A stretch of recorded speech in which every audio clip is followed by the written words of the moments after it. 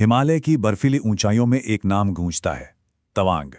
ये सिर्फ जमीन का एक टुकड़ा नहीं है, ये एक साया भी है और एक पहरेदार भी।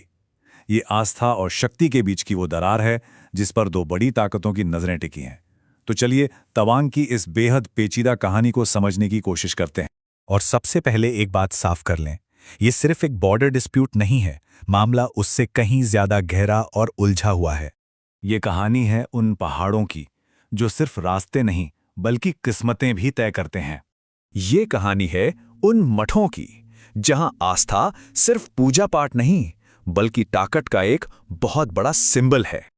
और सबसे जरूरी ये कहानी है उन यादों की जो एक साए की तरह आज भी इस पूरे इलाके की हर स्ट्रैटेजी पर हावी है। तो सवाल ये है कि भाई हिमालय के इस दूर दराज कोने में आखिर ऐसा क्या है।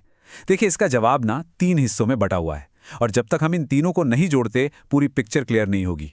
ये 3 हिस्से हैं भूगोल, आस्था और शक्ति। चलिए सबसे पहले बात करते हैं इसके भूगोल की। तवांग को आप एक कुदरती किले की तरह समझिए, जिसके भी कब्जे में तवांग है। समझ लीजिए तिब्बत के पठार से लेकर भारत में असम के मैदानों तक का सबसे सीधा रास्ता उसके कंट्रोल में है। और बात यहीं खत्म नहीं होती है, ये भूटान के पूर्वी हिस्से को भी एक तरह की सुरक्षा देता है, एक ऐसा इलाका जिस पर चीन की हमेशा से नजर रही है। इसकी अहमियत को समझने के लिए एक बड़ी अच्छी कहावत है कि अगर भूगोल शतरंज की बिसात होती तो तवांग उसका सेंटर वाला खाना होता।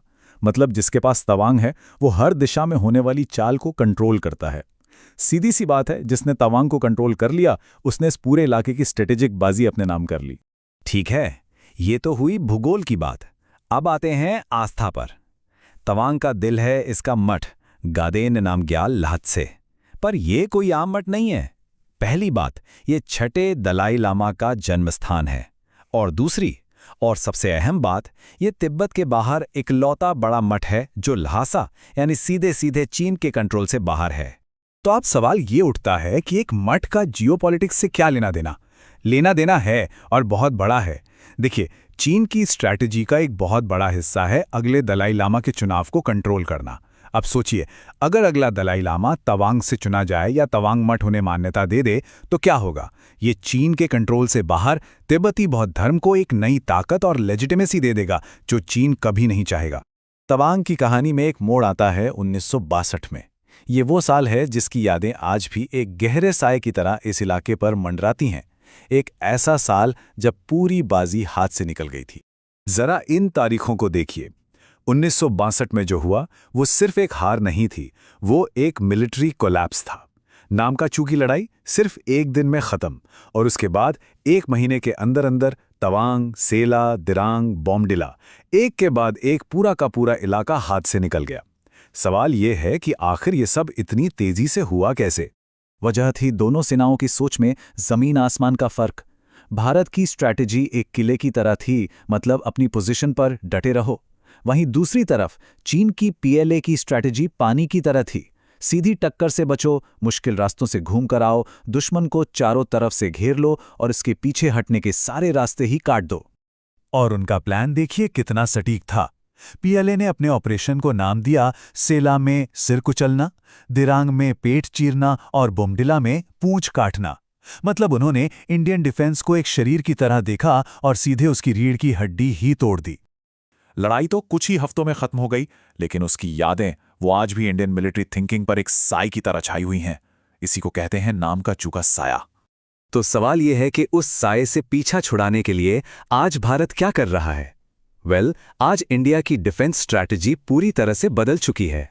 ये नई सोच है ऑफेंसिव डिफेंस। अब मकसद सिर्फ अपनी जमीन बचाना नहीं है। आइडिया ये है कि फॉरवर्ड पोस्ट पर कम सैनिक रखो, लेकिन उनके पीछे हेलीकॉप्टर से लैस मोबाइल रिजर्व्स तैयार रखो। और अगर हमला होता है तो क्विड प्रो को, यानी जैसे को तैसा का जवाब दो। मतलब अगर दुश्मन एक जगह अटैक करे तो आप कहीं और उसकी कमजोर नब्ज पर जवाबी हमला कर दो, ताकि उसे पीछे हटने पर मजबूर होना पड़े। और इस नई स्ट्रैटेजी को हकीकत में बदलने के लिए जबरदस्त मॉडर्नाइजेशन हुआ है। नई इन्फेंट्री डिविजन्स खड़ी की गई हैं, तेजी से मूवमेंट के लिए चिनूक हेलीकॉप्टर्स हैं, पहाड़ों में मार करने के लिए अल्ट्रालाइट हॉवित्जर तोपें हैं, लंबी दूरी की मिसाइलें और रॉकेट्स हैं, और तो और अब साइबर और इलेक्ट्रॉनिक वॉरफेयर की ताकत भी है। ये सब उसी बदली हुई सोच का नतीजा है। लेकिन आज की तारीख में लड़ाई सिर्फ जमीन पर बंदूकों और तोपों से नहीं लड़ी जाती। भविष्य का जो बैटलफील्ड है वो कहीं ज्यादा कॉम्प्लेक्स है। इसमें 3 चीजें बहुत अहम होंगी: परसेप्शन, सक्सेशन और डेटरेंस, यानी धारणा, उत्तराधिकार और निवारण। तो आने वाले वक्त का संघर्ष 3 नए मैदानों पर लड़ा जाएगा। पहला है धार्मिक वैधता का मैदान, यानी कौन अगले दलाई लामा के चुनाव को कंट्रोल करेगा और करोड़ों लोगों की आस्था का सेंटर पॉइंट बनेगा। दूसरा है धारणाओं की लड़ाई, जिसे हम इंफॉर्मेशन वॉरफेयर कहते हैं, बॉर्डर के इलाकों में लोगों के मन में शक और कंफ्यूजन पैदा करना। और तीसरा है स्ट्रैटेजिक डेटरेंस, मतलब अपनी मिलिट्री ताकत को इतना मजबूत दिखाना कि दुश्मन हमला करने के बारे में सोचे भी नहीं। तो आखिर में हम ये कह सकते हैं कि तवांग सिर्फ एक शहर का नाम नहीं है। ये एक स्ट्रैटेजिक कॉरिडोर है, एक ऐसा गलियारा जो 2 दुनियाओं को जोड़ता भी है और अलग भी करता है। ये एक मठ है जो करोड़ों लोगों की आस्था का केंद्र है।